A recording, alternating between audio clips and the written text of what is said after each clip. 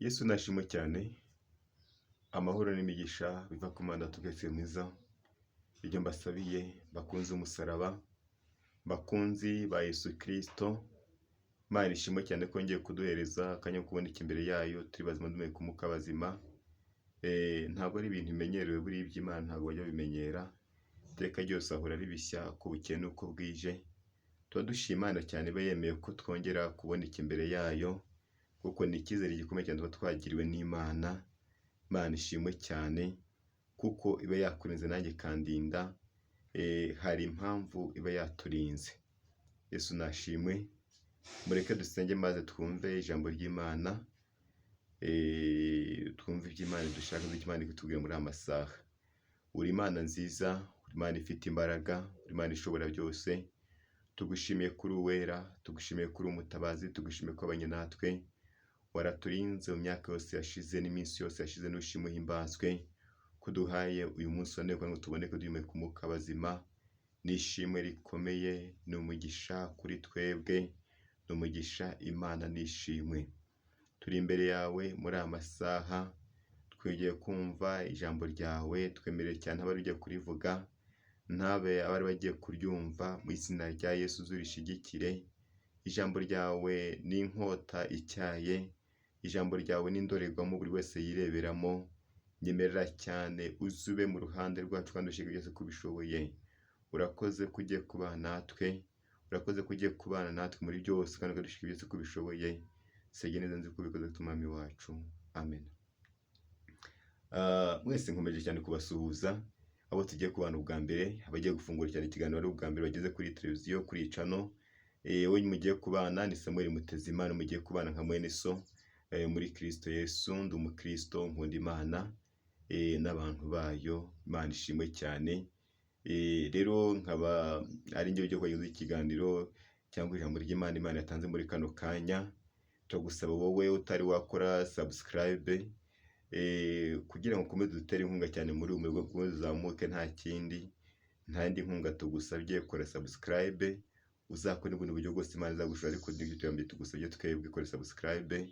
Wowe utari wayikora nawe wayikoze, Imana ikomeze guhereza umugisha kugira ngo ujye bishobora cyane kuba byakorohera cyane guhita tubona ikiganiro cyose twashizeho, bidasabye yuko uzategereza link y'undi muntu. Imana ibahe umugisha kandi izera neza ko nta kibazo kirimo, ibintu bisobanutse neza nta kibazo. Amen.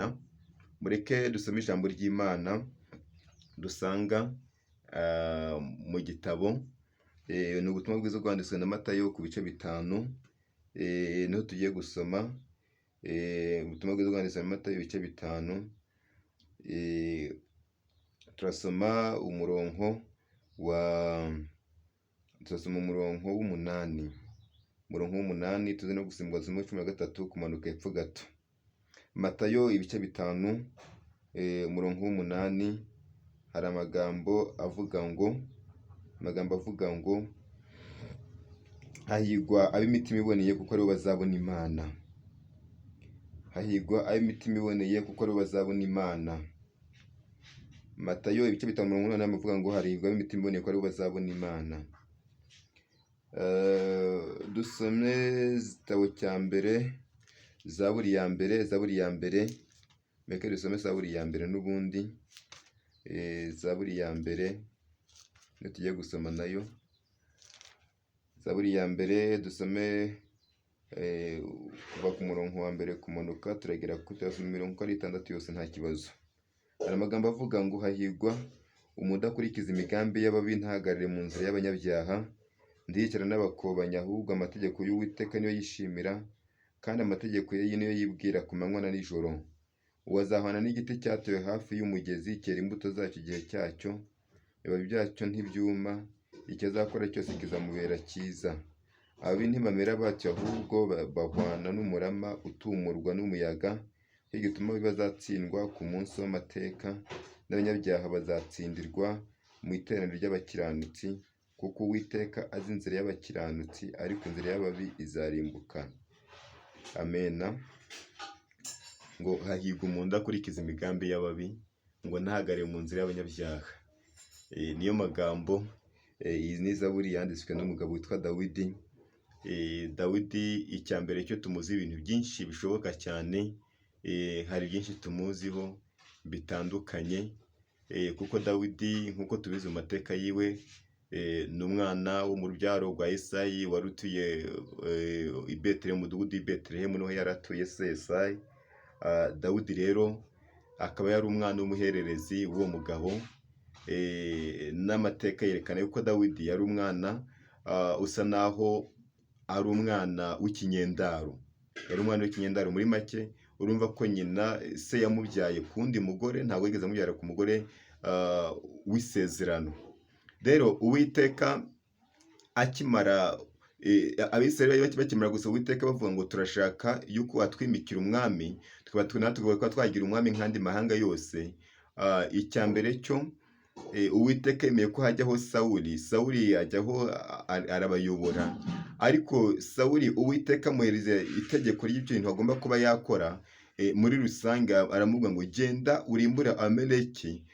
Ubwo turi mu gitabo cya mbere cya Samuel n'ibyo turi gusomamo gutyo, genda urimbure Abamaleki bose, ugende ubarimbure, aribo n'ibyabo byose ubirimbure, kuko nibutse ubugome bagiriye Abisiraheli ubwo bari bavuye muri Egiputa.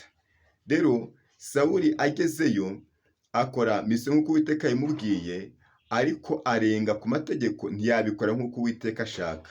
Bituma Uwiteka abwira Samuel, aramubwira ngo umva, nicujije impamvu nimise Sawuli ku ngoma ngo abe umwami w'Abisirayeli, ngo abe umwami w'ubwoko bwanjye. Amen. Rero ujye wirinda cyane, ijambo nyamukuru cyane mwangaha ni ukwirinda cyane ko Uwiteka yaza gufata umwanzuro ngo uvuge ngo njye nicujije impamvu yatumye kanaka mushyira mu mwanya runaka, nicujije impamvu yatumye nkurema kuri iyi si bitewe n'ibyo uri gukora. Muri make muri iyi minsi tugezemo, hari igihe uri kureba ugasanga umuntu arimo aricuza kuba impamvu yaba yaravutse mu muryango runaka bitewe n'amateka azi y'uwo muryango, azi uko byagenze.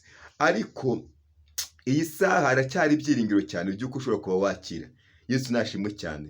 Dawidi iteka ryose yabayeho ari muri ubwo buzima bumeze gutyo. Noneho Uwiteka akimara kubwira Samweli ngo nagende ngo ajye kwa Yesayi, ngo abonyeyo umuhungu, ngo abonyeyo umwe mu bahungu be ufite umutima umeze nk'uko Imana ishaka. Samweli yaragiye, ageze kwa Yesayi agiye gutoranya, kuko cya mbere cyo Imana y'ubwayo iyo igiye gutoranya ntabwo itoranya nk'abantu. Twebwe tureba icyo bita physical appearance, ni ibintu bigaragara inyuma, ariko Imana y'ubwayo ireba interne, ireba mu bintu biri imbere cyane. Uko Imana yavuga ngo mbonye umuntu ufite umutima umeze nk'uwo nshaka, uwo nguwo byibuze ubwoko bwanjye yaburagira akabutwara akabugeza aho nshaka. Imana ishimwe cyane, Imana ishimwe cyane ko umutima umeze nk'Imana ishaka. Nta kindi kintu gusa cyane uko umutima umeze nk'Imana ishaka. Noneho Samuel agezeyo agiye gutoranya iteka ryose, ageze kwa Yesayi ngo agiye gutoranya abahungu be. Noneho abanza guhera ku mfura, arebye ukuntu ari mwiza, arebye ukuntu ari muremure, afite igihagaro kidasanzwe, kandi ari n'umuntu w'umukomando ukomeye. Samuel atavuga ngo uyu nguyu rero yaba umwami. Ariko uko abantu bareba bitandukanye n'uko Imana ireba. Uko icya mbere cyo Imana y'ubwayo yamaze kwibonera umuntu ufite umutima umeze nk'uwo Imana ishaka. Imana ishimwe cyane kuba Imana yakureba ikavuga ngo kanaka afite umutima umeze nk'uwo nshaka. Ibyo ni ibintu by'agaciro bikomeye cyane. Rero urumva Uwiteka ahita abwira Samweli ngo umva, nturebe ikirere, nturebe igihagararo, nturebe ukuntu ameze, nturebe ikintu runaka gutya na gutya, ahubwo ngewe Uwiteka nge ndeba mu mutima, uwo nguwo namugaye. Imana ishimwe. Rero icyo kintu nkubwira ngo iteka ryose Imana igiye guhamagara umuntu, ntabwo ureba umuryango wavutsemo, ntabwo ureba amashuri, ntabwo ureba amafaranga runaka mufite kuri konte, ahubwo Imana yireba nk'Imana, kuko icya mbere cyo ireba nk'umutima ikavuga ngo uyu muntu ngiye gushyira ahantu runaka afite umutima umeze nk'uwo nshaka, kandi uwo nguwo azakora iby'imbesha icyubahiro kurusha ibindi byose, nta kindi. Imana ishimwe. Yesu nashimwe cyane. Rero Uwiteka amaze kubwira Samweli gutyo, n'uwa kabiri araza, n'uwa gatatu araza, bose baza ko ari barindwi, baraza bose, ariko Uwiteka bagavuga ngo abo ngabo nabagaye, kuko imitima yabo ntabwo iboneye nk'uko nshaka. Imana ishimwe. Rero Uwiteka Samuel abatebaza Yesayi amadeko nta wundi mwana wawe n'umwe usigaye se. Yesayi icyambere cyo Dawidi yari umuntu wari ubayeho ari mu ishyamba, kuko bene se bari bamubwiye ngo ugomba kutuvamo kuko ntabwo uzaraganwa ibyacu, nawe ugomba kujya mu ishyamba. Dawidi aragenda yibera mu ishyamba, nta n'umwe yigeze muri kuvuga ibyo bize ngo agende ku ishuri, ngo agende kwiga. Impamvu tubona umwanya wo kujya kwiga ni ukubera impamvu z'ubuzima. Hari igihe ikintu kibaho no kugira ngo ujye ku ishuri bikanga kuri wowe, bikanga, kandi abantu benshi cyane byagiye bigenda gutyo, ariko Imana ikagenda bahindura amateka mu buryo budasanzwe. Turabizi hari abantu benshi bameze gutyo. Imana ibishaka nta kindi ni ukugira umutima ukiranuka. Uko Imana tuvuge ngo cyane ngo hahirwa imitima iboneye ko aribo bazabona Imana. Imana ishimwe cyane. Imana uzayibona nugira umutima uboneye, nibwo uzabona Imana. Ariko nutagira umutima uboneye nta Mana uzabona. Niko kuri kw'ijambo. Niyo mpamvu iyi saha niwumva cyane imiburo y'Uwiteka, ntuze kuba wakwinangira imitima, kuko agakiza ushaka, agakiza ukeneye, nta handi uzigera ugakura usibye mu Mana. Kuko hahirwa imitima iboneye ko aribo bazabona Imana. Imana ishimwe cyane. Dawidi ari mu ishyamba, inkuru ibe yamugezeho kare, aza yirukanka, aza aje kureba uko byagenze, aza agira ngo yumve uko bimeze. Uko bavuze baravuga ngo ntabwo turi buze kuba twagira igitambo dutamba Dawidi atari yagera hano. Akimara guhagera rero Uwiteka ahita abwira Samweli ngo umva rero, uwo nguwo ndamaze kumwishimira, kuko uwo nguwo nashaka ko agomba kuba umwami w'Abisiraheli. Genda uhite umusuka amavuta iteka ryose. Imana ishimwe. Iteka ryose iyo uri umugambi w'Imana, Imana irinda icyo yakuvuzeho nawe ubwawe ikakurinda. Ubundi suko utagombye kuba warapfuye, suko ari uko bagukunze cyane niyo mpamvu ukiriho, ahubwo kubera icyo bita umugambi w'Imana niwo ugufata, kuko Imana igufiteho umugambi w'ibyo izagukoresha, cyangwa w'ikintu runaka uzakoresha mu minsi iri imbere. Ugasanga rero ikomeje kurinda cyane icyo bita umugambi wayo ku buzima bwayo. Niyo mpamvu iyi saha yongeye kubwira ijambo rikomeye cyane rivuga ngo baho. Amen. Yesu nashimwe cyane. Rero Dawidi akomeza kubaho cyane muri ubwo buzima bumeze gutyo, akomeza gushimwa n'Imana ndetse n'abantu. Amavuta amaze kumugeraho, Dawidi yaragiye, ageze no ku rugamba aranarwana. Uwiteka amuhereza kuba yatsinda icyo bita Goliyati. Atsinda Goliyati, kuko Goliyati yari umuntu wari ufite metero zirenga 6. Uwo Goliyati yari umuntu muremure kandi wari wambaye ibintu byo kumurinda byinshi bishoboka, ariko iteka ryose yarabuze ikintu bita agakiza muri we. Yaje asuzugura Imana n'ingabo z'Imana iteka ryose, kuko Imana yavuze ngo icyubahiro cyayo ntabwo izigera igisangira n'umuntu uwo ari we wese, kuko n'Imana yihagije muri byose. n'Imana yishakira icyubahiro cyayo, wabishaka utabishaka igomba gukibona. Imana ishimwe. Yesu nashimwe cyane. Dawidi akimara gutsinda Goliyati, baje baririmba bavuga ngo Dawidi yishe inzovu na Sawuli yishe igihumbi. None Sawuli bimutera uburakari budasanzwe, ahita abona yuko hari umugambi w'Imana uri kuri Dawidi, wuko Imana izamugira neza. Ariko Dawidi yakomeze gukora ikintu bita gutungana, kuko atunganye mu nzira ziwe zose, ntabwo yigeze acumura, kuko mu ntambara zose yakomeje kurwana, arimo arwana na Sawuli. Sawuli arimo amuhiga iteka ryose. Dawidi yagiye agaragaza yuko atunganye iteka ryose, kuko hari ahantu yageze arimo arwana na Sawuli iteka ryose. Sawuli arimo amwirukankana. Dawidi abona uburyo bwo kuba yashobora kuba yamwica, ariko avuga ijambo rikomeye cyane, avuga ngo ntabwo narambura ukuboko ku muntu Uwiteka yasize icyo bita amavuta. Niba yaremeye akamwimika, nubwo yakora ibi biteka ryose, ariko Uwiteka yamusize amavuta. Niwo mutima Imana iba ikeneye, niwo mutima uba uboneye, umutima wuzuye imbabazi, utazitura inabi umwanzi kuko yakugiriye nabi ngo uvuye ngo uzamwitura inabi gutya. Ntabwo bizashoboka. Yesu nashimwe cyane. Amena. Imana ibishaka, Imana ibikeneye yuko ugomba kuba wagira umutima, ugatunga umutima wuzuye imbabazi, kuko nta kindi kizagufasha kuba wakira ibikomere byose uzaba ufite mu buzima utari wabanza kubohoka. Banza ubohoke iteka ryose, kandi wongere ushake cyane mu kintu bita imbabazi, bizagufasha cyane. Uzajya uhora uyoborwa n'ikintu bita imbabazi, ugira umutima ukiranuka, ugira umutima utagucira urubanza, ari imigendere yawe imbere y'Imana ibone yuko ugenda ugenda neza ukora ibyo Imana ishaka. Imana ishimwe cyane. Ngo hahirwa umuntu udakurikiza imigambi y'ababi, ntagare mu nzira y'abanyabyaha. Uwo nguwo niwe muntu ufite umutima umeze nk'uw'Imana ishaka. Ariko igihe cyose uzisanga uri kugenda ujya mu nzira zitandukanye n'iz'Imana ishaka, aho ngaho ari wowe n'Imana bizagorana cyane. Imana irashaka yuko wongera gutunga undi mutima umeze nk'uko Imana ishaka, umeze nk'uko Imana yifuza, apana ibyo wowe ushaka. Yesu nashimwe. Amena. Yesu nashimwe cyane. Ngo hahirwa, hahirwa, hahirwa uwo muntu. Muri make ntago hahiriwe wa wundi uvuga ngo mfite ibintu runaka, mfite ubushobozi runaka bugaragara gutya na gutya, ngo mfite amazu menshi mu mujyi n'uyu, ngo mfite imodoka nyinshi zishoboka, ngo mfite abana benshi, ngo mfite umugore mwiza, ngo mfite umugabo mwiza, ngo mfite imiryango idasanzwe, ngo mfite icyubahiro kidasanzwe. Ahubwo umuntu hiriwe, hahirwa umuntu udakurikiza imigambi y'ababi, kuko uwo nguwo niwe muntu ukiranuka nk'uko Imana ibivuga. Niyo mpamvu iteka ryose umuntu wese uko yaba ameze kose atubaha Imana, uwo nguwo aracyari mu manegeka, uwo nguwo yicaye hejuru y'umwobo. Ariko iyi saha Yesu aracyateze imbabazi kugira ngo amaboko yiwe aracyateze kugira ngo akugirire imbabazi. Ari wowe urushye, ari wowe uremerewe, Yesu yongera gusubize cyane icyizere cy'ubuzima ko kigomba gukomeza. Ariko nawe ugomba kubigiramo uruhare, ukemera Kristo akakongera akakubera umwami n'umukiza. Wowe uzi aho watakarije imbaraga, uzi aho wagize umutima utaboneye, uzi uko wagiye witwara mu buryo butandukanye, ariko Kristo yisaha yiteguye ko yakongera kubera umwami n'umukiza. Nawe ugomba kubigiramo uruhare, kandi Kristo yiteguye cyane kuba yabana nawe. Amena. Umugambi w'Imana ntabwo ujya upfa.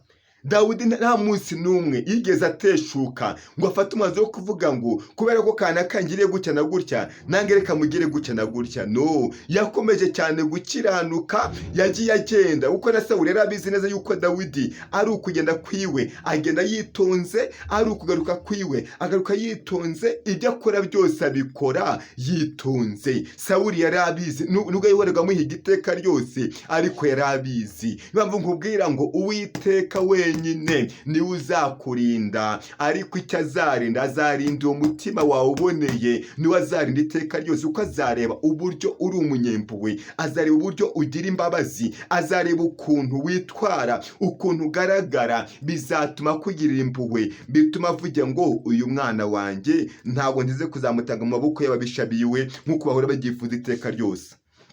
Yesu nashimwe cyane. Amena. Imana tubwiye cyane ngo hahirwa ab'imitima iboneye, kuko aribo bazabona Imana. Yesu nashimwe. Nta mirimo n'imwe wakora yatuma ubona Imana. Nta murimo rwose wakora watuma ubona Imana, ahubwo uzabona Imana ariko ufite umutima uboneye. Kandi tugwije abantu benshi cyane batandukanye, ugasanga buzuye mu itorero, buzuye ahantu hatandukanye, ariko bavuga ngo bazi Imana, ariko Imana y'ubwayo itabazi, yerekana yuko uri kure cyane yabo. Ariko iyi saha ijambo ry'Imana ritubwira ngo cyane ngo hahirwa imitima iboneye. Ntabwo hahirwa ba bandi bose uvuga ngo ni ba bandi ngo bafite ngo gutya na gutya, bafite ngo fesi runaka bagenda gutya na gutya. No, hahirwa ab'imitima iboneye, nibo bonyine bazabona Imana. Naho ibyo wakora byose utahiriwe, aho ngaho uri umukene nyuma y'abandi bose. Niyo mpamvu icya mbere cyo Uwiteka kwereka icyo bita inzira ebyiri, azishyira imbere yawe kugira ngo uze wihitiremo. Kuba wahitamo amahitamo n'ayawe, ugomba kumenya neza icyo ngomba guhitamo ni ikihe. Muri make inzira yose uzahitamo yose izakubera gutyo. Ariko nakugira inama muri amasaha, hahirwa imitima iboneye. Niba uri kubona neza yuko umutima wawe utaboneye, ongera wemerere Imana cyane, ongera uce bugufi umutima wawe, ubwira Imana yongere kubabarire kurusha ibindi byose. Kuko imbabazi, Samuel yabwiye Sawuli aramubwira ngo imbabazi, aramubwira ngo kumvira biruta icyo bita ibitambo. Rero ntabwo wagira umutima uboneye utumvira ngo bishoboke. Kandi tubwije umubare mwinshi cyane w'abakristo ariko batumvira Imana. icya mbere cyo hari ibyo Imana agiye ikubuza, hari ibyo Imana agiye ikubwira ugomba gukora. Ibyo byose wagiye ugenda ukajya hanze yabyo, kandi icyo Imana ishaka, Imana ikire yuko umuntu wese aho yava akagira uri mu isi agomba kuyumvira. Uko mu mahanga yose uwubaha Uwiteka kuri yo gukiranuka, uwo ngo Imana iramwemera. Nawe icyo nkubwira cyo, uzagenda uzabwiriza abantu bose bafashwe, ariko uzasigara kubera umutima wawe ufite unaniwe, umutima wawe urembejwe, umutima wawe ufite wuzuye ibyaha, kandi Uwiteka avuga ngo hahirwa abo ngabo bose, abanga Imana bose ntibayisenga abanyabyaha, abo ngabo bose bazajya mu muriro iteka ryose. Ariko haracyari ibyiringiro yuko wakongera ugakira. Wongere wirebe cyane, wongere usibaze cyane ngo iyi saha Imana irebye yabona mfite umutima uboneye. Uko icya mbere, umutima wawe ntabwo wawuharutse ngo bize kongera ashoboka, kuko umutima wawe urakuzi, muraziranye, ibyo mukorana byose birazwi. Niyo mpamvu iteka ryose udafite umutima uboneye ntabwo wabona Imana. Imana uzayibona ariko ufite umutima uboneye. Kuvuga ngo gutya ngo ngiye ngo ntuze ngo so ngo have the actress ngo mfite ngo amazu ngo mfite ibintu runaka, ntabwo iyo bigaragaza yuko wabonye umaze kubona Imana. Ya kuba wagira amashuri nawe ukaba uvuga Icyongereza neza, ukavuga Igifaransa neza, uvuga Igiswahili neza, kuba wavuga ngo namwerida ni umuyobozi runaka, nkora ikintu kiniki, ndakomeye gutya na gutya, ntabwo bigaragaza yuko amaze kumenya Imana, aho yuko ufite Imana, yuko wabonye Imana. Imana ntabwo igaragara mu bintu runaka ibingibi dutunze, ahubwo Imana iba mu mitima yacu. Ahubwo Imana yo ubwayo yaraje iremera, irigaragaza mu buryo bwose bushoboka, ku buryo waba uri umukene Imana wayibona, waba uri umukire Imana wayibona. Imana ntabwo igira icyiciro ngo izabana n'abakene gusa, ngo ntibana n'abakire, ahubwo izabana n'abantu bose muri rusange. Kuko icya mbere cyo yavuze ngo, iravuga ijambo rikomeye avuga ngo hahirwa imitima iboneye kuko nibo bazabona Imana. Rero ryo kuza uzana ibindi atari udafite umutima uboneye, icyiciro cyose waba ubarizwamo udafite umutima uboneye, nta Mana uzabona. Uko ni ukuri kw'ijambo. Banza wishakemo cyane ugire umutima uboneye, umeze nk'uko Imana ishaka. Imigendere yawe, imivugire yawe igaragaza ko ufite umutima uboneye. Ubwo si yo wirebye ubona ufite umutima w'imbabazi. Rero Imana irashaka yuko umuntu wese w'umukristo ubundi agomba kuba ari umuntu ugira umutima ubabarira iteka ryose. Ubundi umukristo agomba kubabarira uko byagenda kose. Ugomba kugira imbabazi, ukababarira buri muntu wese atigeze no gusaba n'imbabazi. Kuko hari umwigisha wabaze Yesu aramubaza, none umugenzi wawe nacumura uzamubare kangahe?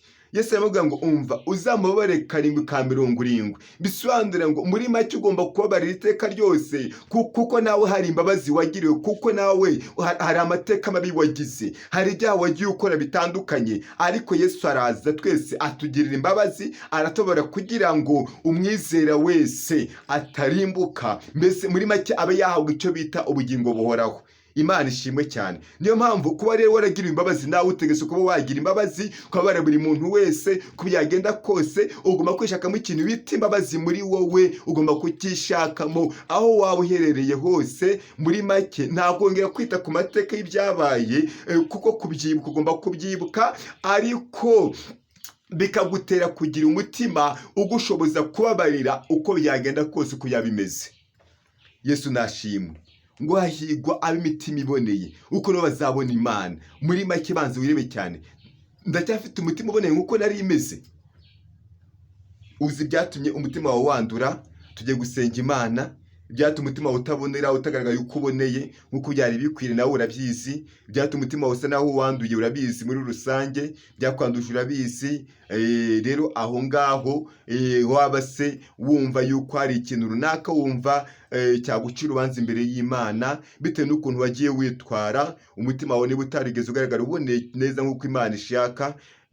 Kuko icya mbere cy'Imana ikeneye cyane imbabazi kurusha ibindi byose. Ibyo wakora byose udafite imbabazi, nta na kimwe wavugana n'Uwiteka. Uwiteka cyagushaka nuko wagira imbabazi kurusha ibindi byose, ubabarire, ugire kwihangana, wongere ikintu bita kwizera, wongere ukuri, wongere ugire n'urukundo hagati muri, wongere ugire n'amasengesho, wongere usenge. Bizagushoboza cyane kubaho uri umugambi w'Imana, wasenga utababarira, wasenga ukora ibindi bya runaka bitandukanye. Muri make Imana ikeneye yuko amasengesho yacu ugomba kuyasenga, ariko ntagire inkomyi. Tukabaho dusenga tumeze umutima, dukiranuka, dukora ibyo Imana ishaka mu buryo bwayo, tugenda uko Imana ishaka. N'ukundi kose muri rusange, ikindi cyaha cyose wakuba cyagiye kikwizingiraho cyose, saba Imana yongere kubabarire cyane, igushoboze imbaraga, iguhe imbaraga zo kuba wabohoka neza, umeze nk'uko Imana ishaka.